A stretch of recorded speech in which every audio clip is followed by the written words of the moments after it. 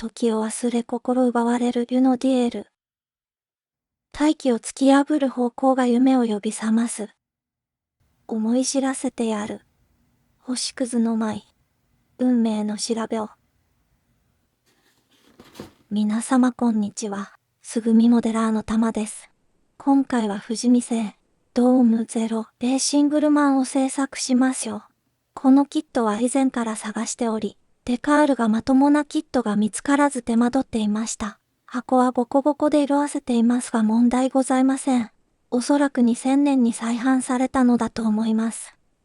古臭いながらもおしゃれなパッケージが素晴らしい。当時の貴重なレースシーン。チャンピオンベルトを巻いたおしゃれ親父。ヤンの過去は、かかってこいや。中指立ててるのかと思いました。開けた瞬間に湿った空気が溢れんばかり。箱は愚かパーツまで変色している気がします。メッキパーツが大量で嬉しくなりますね。こんな素晴らしいバリを見たのは初めてかもしれません。これは楽しくなってきましたね。いかにも古いレーシングマシンの佇まい。ずっと気になっていた謎めいたマシン。ようやく形となってコレクションに加わる時が来ました。パーツは想像以上に多い印象。変わった形のクリアパーツもございます。タイヤは綺麗な状態で一安心。白い粉すら拭いてませんね。出やがったな。DFV エンジン。カーモデルで一番苦手なエンジンでございます。メタルブラックなんて持ってませんが、セールカラーというのも初めて聞きました。説明書にはボディに塗装指示がないんですよね。こういうちょっとしたことをサボるのが富士見様。コンディションは比較的マシだったデカール。それでも色あせていたので、数日間にわたる天日干しに処しました。完全復活とはいきませんでしたね。このデカールには1987年と表記されていました。懐かしい車の数々。やたらと警察車両が多くてそわそわしますね。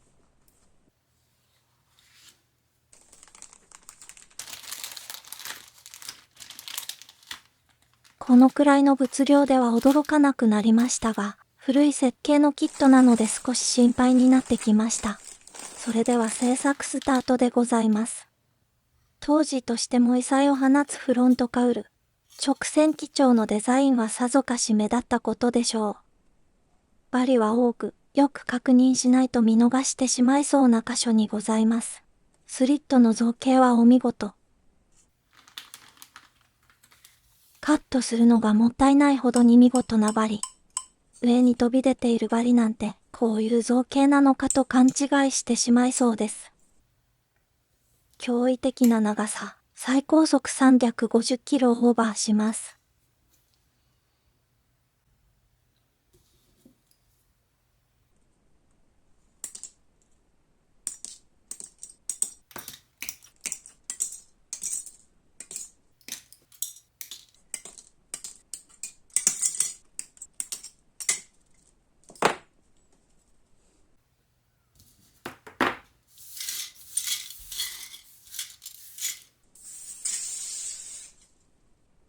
ずっとアルティメットニッパーだと勘違いしてございました。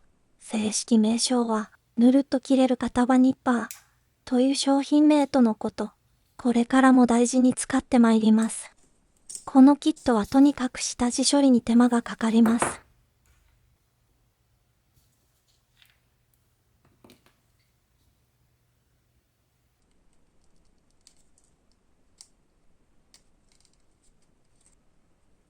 ホイールにバリがあるなんて予想外でした。一度サフを吹いて確認した方が安心かもしれませんね。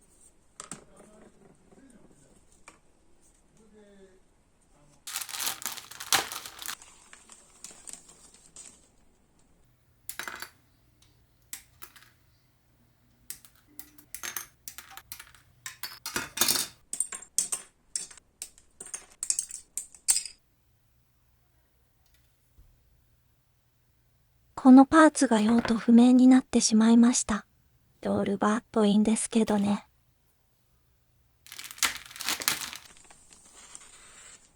やっぱりこの時代の DFV キットは液パイが全バラ。これイライラするんですよね。これでこのエンジンを組み立てるのも何機目でしょうか。好きな色で塗らせていただきます。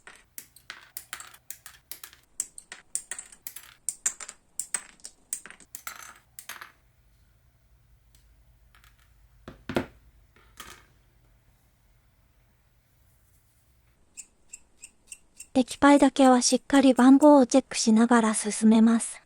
以前調子に乗ってカットしまくっていたら、本気でわけわからなくなり、やけになって液パイレスのマシンが完成するところでした。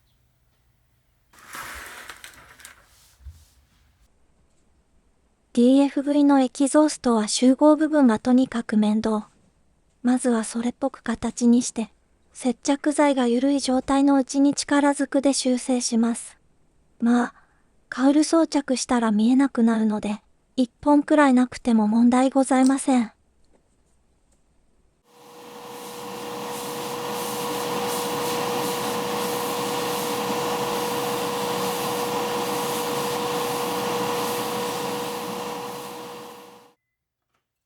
1979年のルマンの映像を見ましたが、こんなフォルムのマシンは他にはございませんでした。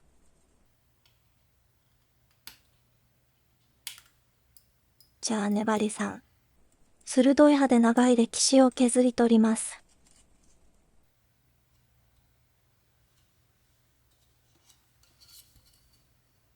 ザラザラしたパーティングラインだったので削り取ります。久々に真面目に模型ビルドをしている気がします。ボディには付属パーツが多数。裏側はシャシーとの組み合わせの時に接触しないように注意して取り付けないとね。意外にも精度は悪くございません。歪みもないので助かります。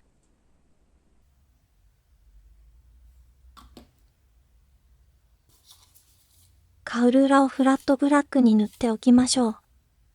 やっぱり栄養ドリンクの瓶が一番使いやすいですね。スパーマックスのフライヤー SR、スペアカートリッジがいつまで経っても購入できないので、飽きて存在を忘れていました。放置していたら詰まっていたので清掃作業、裏打ち用に活用しようと思います。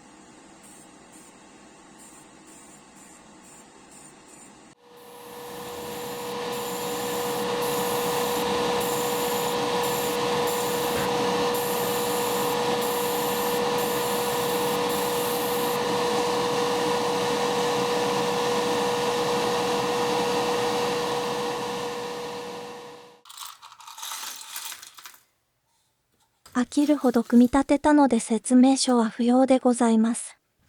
荒々しいデザインの DFV エンジン、仕上がった姿はとても好きなのですが、全バラ状態の姿はとても退廃的で、魂が失われた廃墟のような風景が目に広がります。仕分け作業が終わる頃には朝焼けが迎えてくれます。今日は何曜日だったかな。過去の遺産を見た気分。ハイパーダッシュモーターにアルカリ電池を搭載したいですね。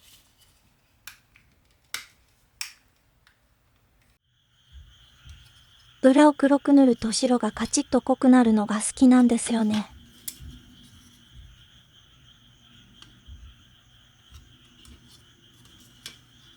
今後裏を見ることもないですが、最近は本塗り前に真面目にマスキングしてございます。アルティメットホワイト。品薄でしたがようやく2本確保できました。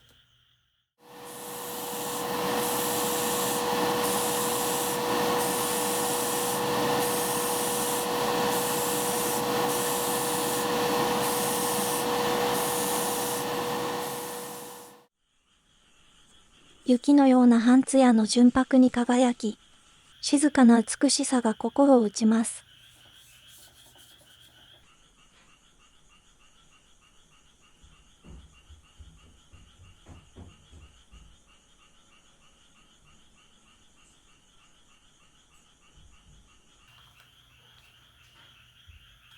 数十年間もの長い時間を暗闇で過ごしたデカール。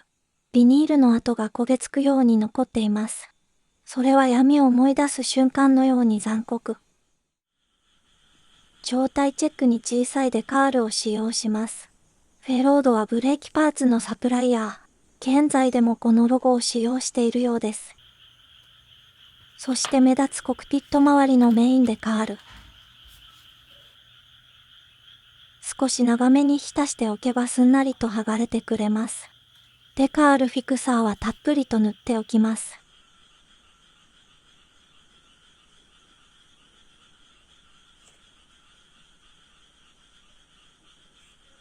これは良くない気配を察してゾワッとしました。高難度の箇所に弱ったデカール。久々に再起不能状態が脳裏をよぎる始末。危うく飲まれてしまうところでした。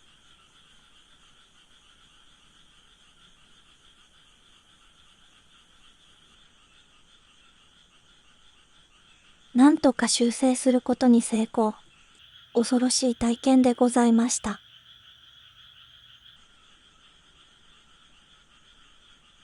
あとはリアに続くラインと辻褄が合えば良いのですが、直線基調のデザインなので、デカールはもっと簡単だと予想していましたが、なかなか難航してございます。ダクトの中にまで押し込むタイプのデカール。うまく貼れる想像がつかないときは、潔く諦めて別の方法を考えます。上下をカットしてみます。おそらくそのまま貼っていたら積んでいたでしょう。最初からこういう指示にしてくれたらいいのに。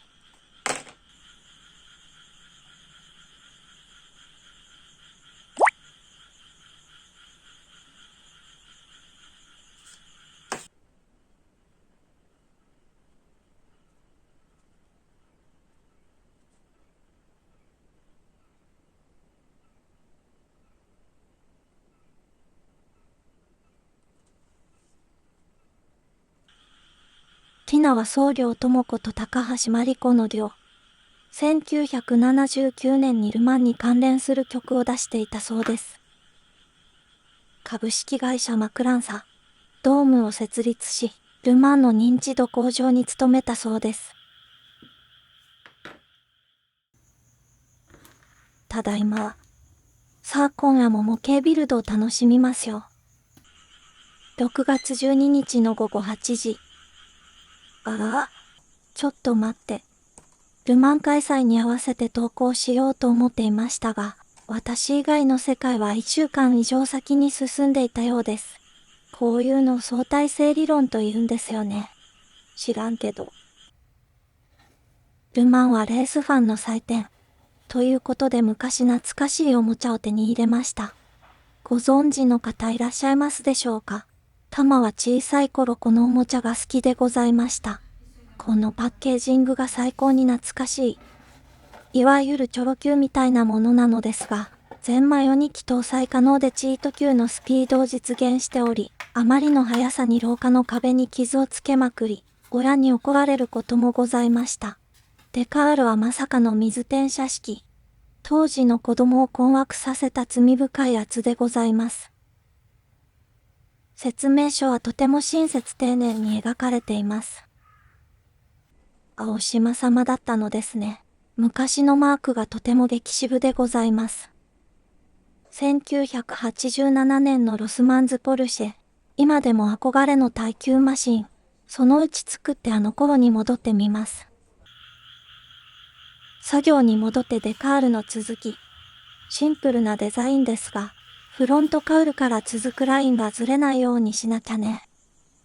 巨大な埃が埋まってました。見て見ぬふりを決め込みましょう。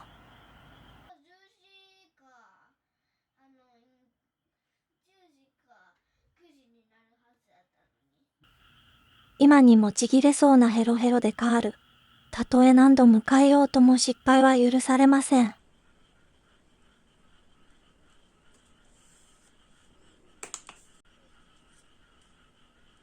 またダクトを囲むように腫れとのこと。黒く細いラインが無駄に難易度を上げています。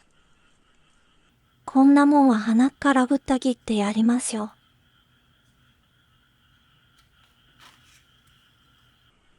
先にゼッケン部分を慎重に位置合わせ、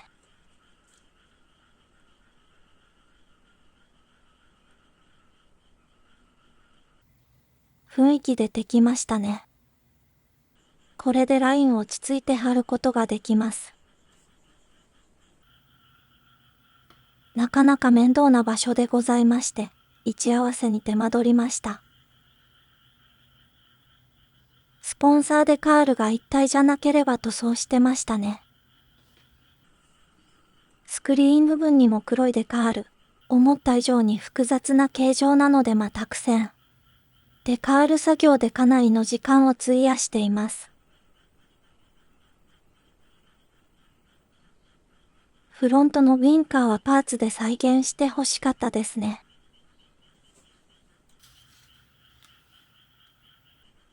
ローランドは日本の電子楽器メーカー。このマシンのメインスポンサー。間違いなくレーシングマシンの風格。林レーシング。あのホイールの林レーシングでしょうか。今でも欲しいホイールがたくさんございます。富士フィルム。久々にフィルムの値段を調べたら驚愕しました。イソカンド100の36枚取りで1500円超えてました。フィルムカメラは贅沢な趣味になってしまいましたね。これはフランス、パリの電話会社なのでしょうか。グループ C の前身であるグループ6。レギュレーションをサクッと調べましたが、マニアックすぎてよくわかりませんでした。銀色の月が微笑む深夜の時間。闇の中は静かすぎて耳が痛みます。私だけが存在しているかのような無限の孤独が心地よいです。私は一歩外に出て冷たい風を感じます。この平穏な時間が明日も続きますように。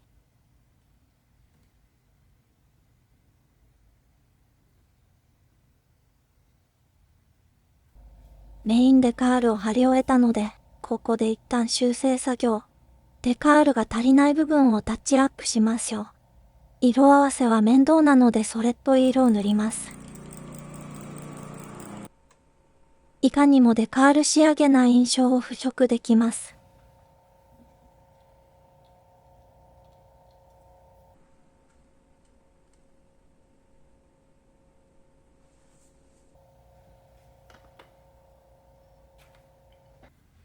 アルパインはカーオーディオやカーナビで有名。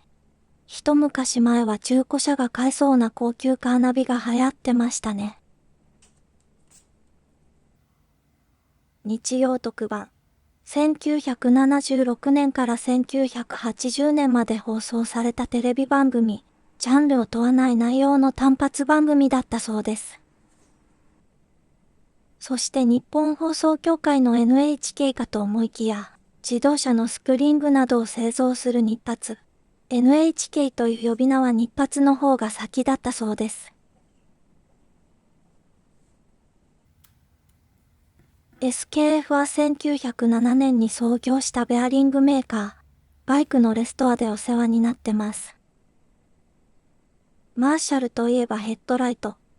闇夜に浮かぶイエローレンズは今でもゾクゾクしますね。タイヤはダンロップ。多くの日本企業がこのマシンと共に参戦していたのですね。ミズノは日本のスポーツ用品メーカー。航空機や自動車用のカーボンファイバー素材も製造しています。第二次世界大戦中にはグライダーを自社開発しており、滞空時間は10時間33分で当時の日本記録だったそうです。シチズン時計株式会社、日本の三大時計ブランド。チャンピオンはプラグ製造会社。1907年にアメリカのボストンで、ストラナハン兄弟により設立されました。ドームは2台のマシンで参戦しました。今回製作するのは6号車。ルマン初戦とは思えないほどに速く、トップグループに割って入り、世界で最速の部類に入ることを見せつけたのでございます。クリス・クラフトは1971年に F1 にも参戦したそうです。ゴードン・スパイスはルマンで3度のクラス優勝を遂げ、ウェックでシリーズチャンピオンに輝いたそうです。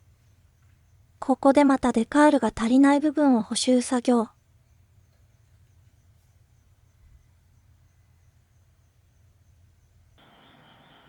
リアウィングの大きなデカール。これこそ半分にカットして貼るのが簡単なのに、水までラリパッタになっていたので、丸ごと1枚で貼り付けたのでかなり手間取りました。やっぱり睡眠は大切でございます。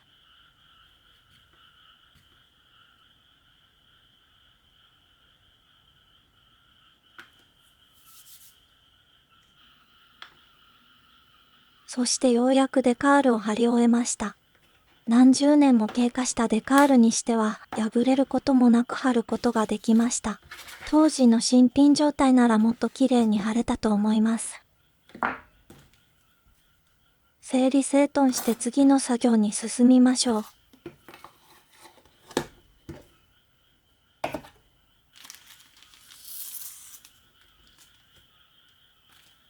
クリアパーツには1979年の文字がございます。ルマン参戦すぐにこのキットが発売されたのでしょうか。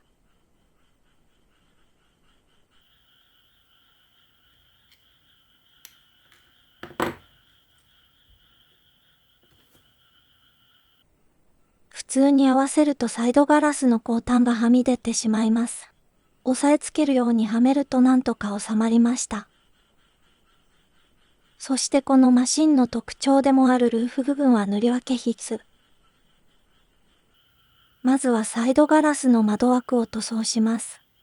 この作業がある限りカーモデル人口の増加は見込めないですね。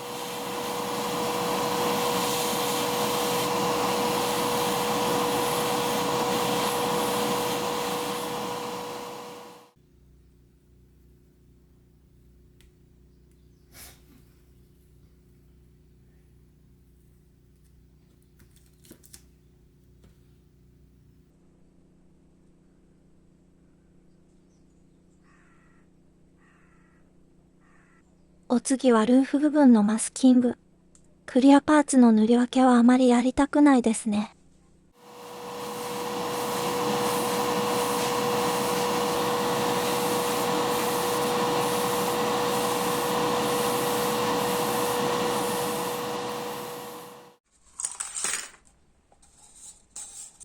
乾燥待ちにエンジンを組み立ててみましょう。まったくこの時代は DFV に頼りっきりなんですよね。YouTube で走行シーンを見たのですが、予想以上に甲高いサウンドを奏でておりました。少し見直しましたが、やっぱりこのエンジンの組み立ては面倒でございます。なぜプラグコードを付属していないんだ。タミヤ様のパイピングケーブルの出番。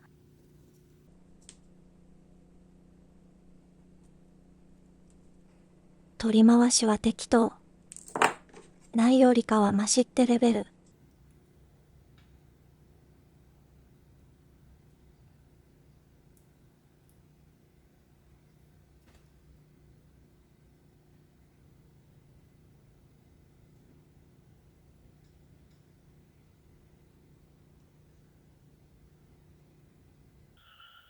大雑把なファンネル部分。見事なたこ焼き器の完成でございます。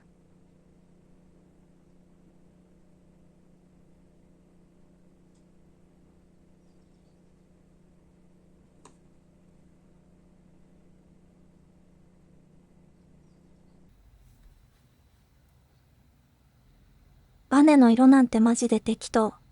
メインカラーが赤だったので赤に塗ってみました。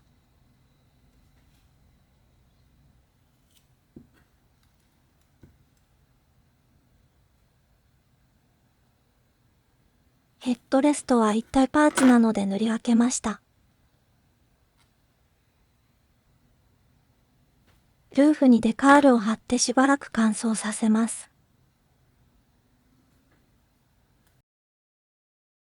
久々に有給休暇が取れたので一人でのんびり。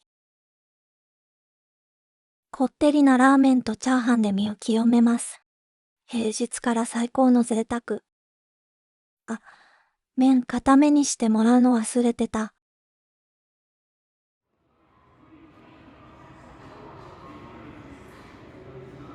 マッドマックス見ましょう。9年ぶりの新作。平日のレイトショー。ガラガラの IMAX シアターを観客2人で見る至福の時間。最高の世紀末ハートウォーミングムービーでございました。見終わった頃には気持ちは V8 に乗って、帰りの運転がマッドマックス状態でございました。そして映画の余韻に浸りながらプラモ制作。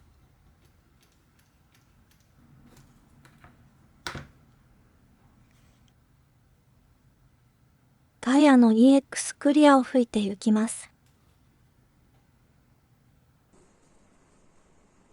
こちらが砂吹きを終えた状態。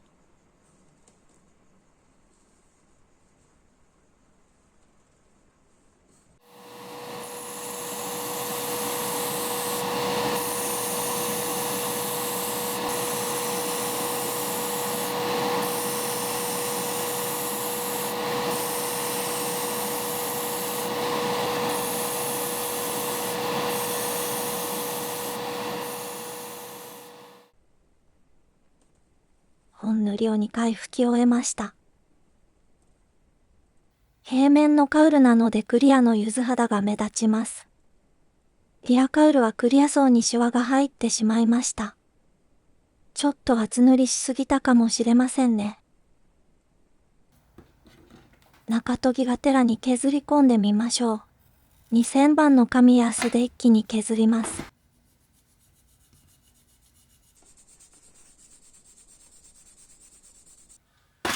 あっという間でございます。シワも消えて平面が出ました。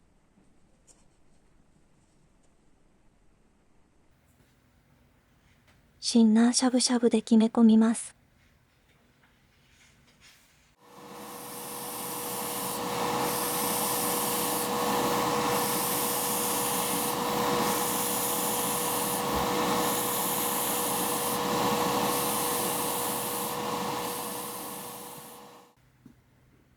クリアの乾燥を待っていると荷物が届きました。ようやく EX クリアのストックを2本確保できました。蓋が白くなって格好悪いですね。エンジン周りの続きでございます。トランスミッションはヒューランド製の5速。DFV の 3000cc480 馬力を受け止めます。メッキパーツが多いので見栄えが良くなりますね。シルバーにゴールド、そして墨入れ。簡単作業で立体感が出ます。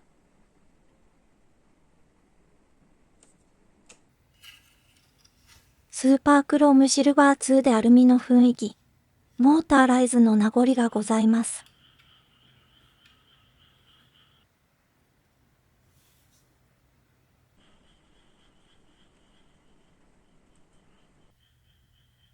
クリアが乾きました。中研ぎ後のしゃぶしゃぶクリアで綺麗に仕上がりましたが、やっぱり研ぎ出しておかないとね。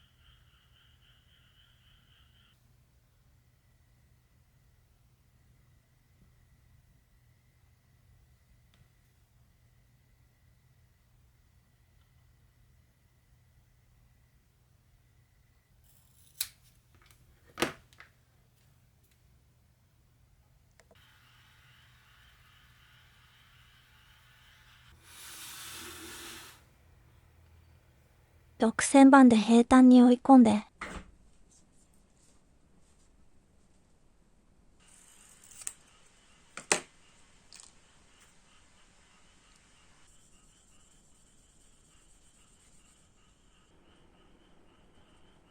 8000番で半ツヤ状態。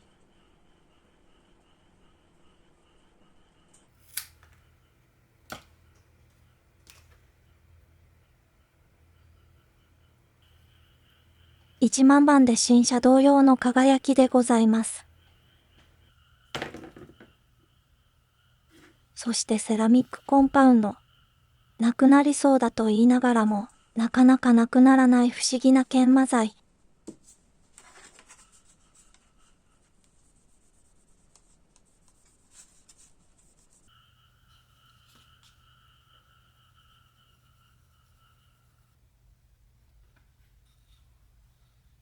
プライムビデオを見ながらでもこの輝き。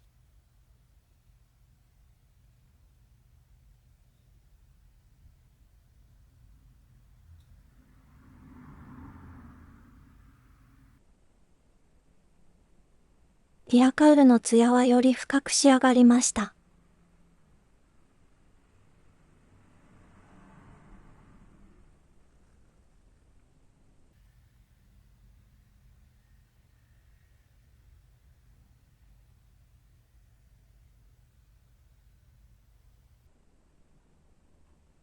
ヘッドライト部分はエナメルの黒を筆塗り、パッケージの写真には白バージョンも写ってました。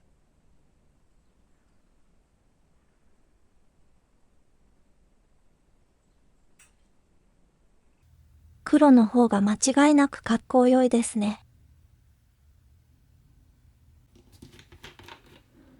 ぼやけた境界線をエナメル溶剤で拭き取ります。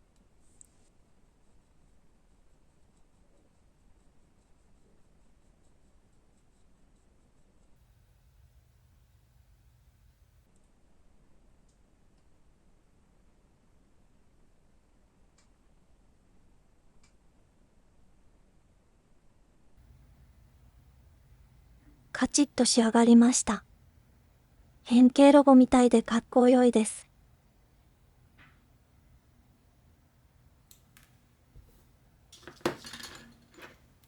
ヘッドライトレンズの取り付け。レンズの枠をシルバーに塗っておけばよかったと少し後悔。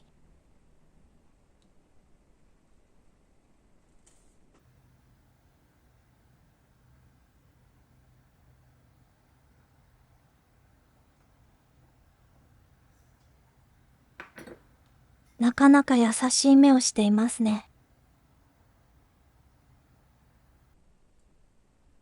リベットをシルバーで色付け。久々に手の震えが止まりませんでした。次のキットを作りたい症候群かもしれませんね。濃く低粘着マスキングなので滲んでないか心配。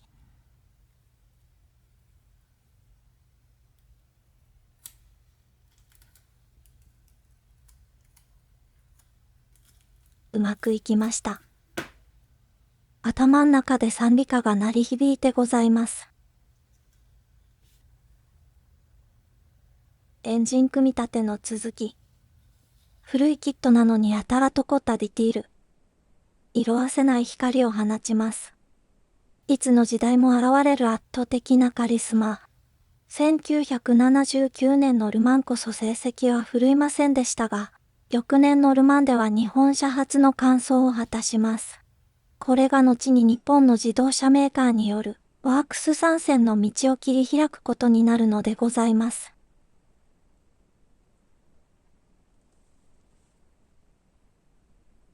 嫌になるほど面倒な DFV エンジンの組み立て。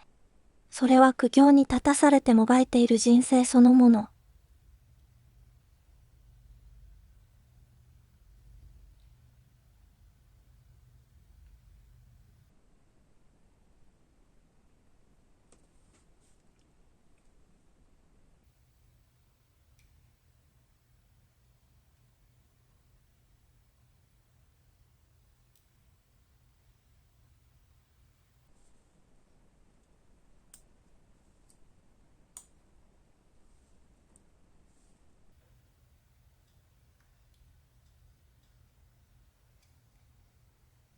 すべてを映し込むかのようなまばゆいシルバ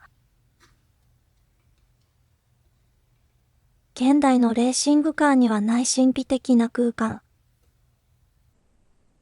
座布団のような簡素なシート。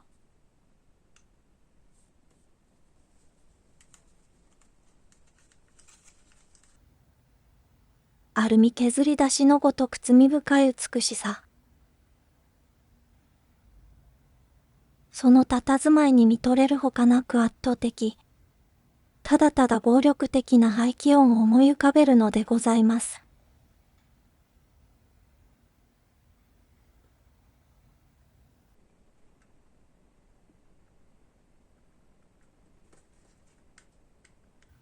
アルミの輝きがシャシーの骨格を包み込みます。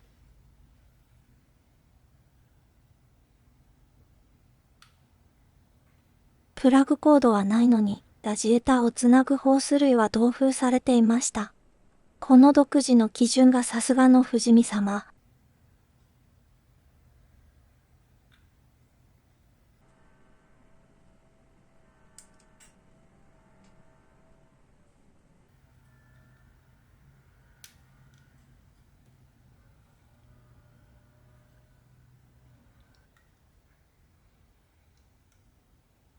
テンションノットまで再現されております。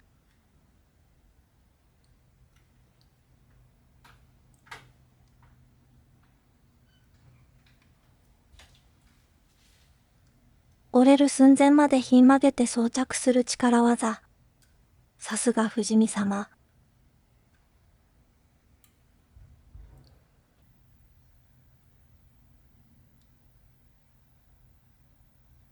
ボディ裏の突起物はパーツの一部かと思っていましたが、どうやら盛大な針と言いますか、謎の棒はカットするのが正解のようです。いよいよカウルとシャシーを合わせます。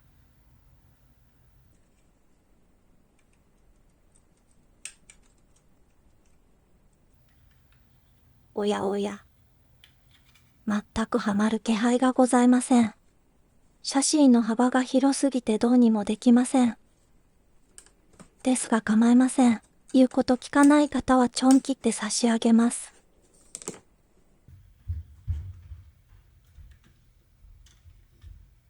何の引っかかりもなくスルッとはまりました。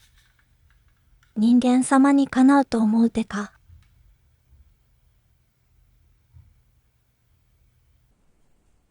このキットの無駄に凝ったギミックがこちら。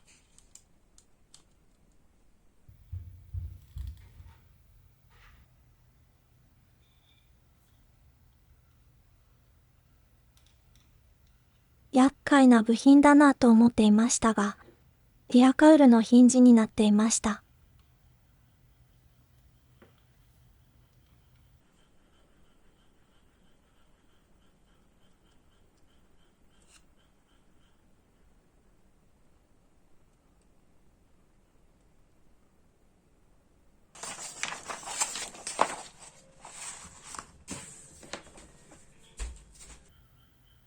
ルーフにしか見えませんが、実はバックミラーカバー、ルマンの車検で怒られるというエピソードがあったそうです。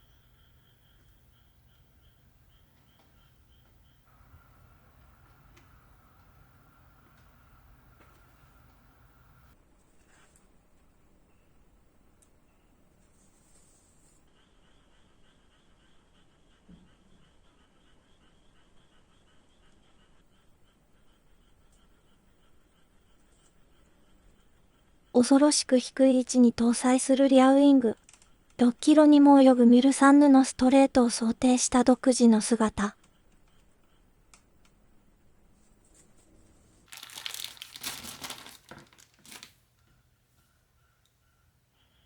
13インチの小径タイヤ。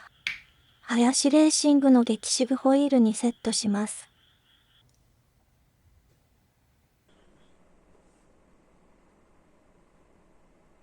箱の写真だとリアホイールも林レーシングなのですが、付属のリアホイールは謎のエアロホイールになってました。これはこれでありでございます。フランス、サルトサーキット。息をの無臨場感。最高の環境でレースを堪能できるようデザインされた伝統の耐久レース。綱渡りのような一日。24時間にわたるレーシングスピード。不思議な引力でドライバーを引き込みます。目の前に広がる光景は夢と現実の狭間。夢を追いかける者たちの鼓動。夜空に描かれたテールランプの残光が心に響きます。澄み切った朝日を迎えることができるマシンは一握り。ムーランルージュのような華やかさとは裏腹に、しんしんと降る雨を憎んで、ピットの旅に怒鳴って叫んで、自分を疑って失敗することも、レース人生は残酷の繰り返し。だけどもまたここに帰ってきます。私の DNA に刻み込まれ、何十年という時が経っても覚えています。多くの心に火をつけ、未来への道を照らしたレーシングマシン。ドームゼロ、レーシングルマン。完成でございます。美しすぎて恐縮でございます。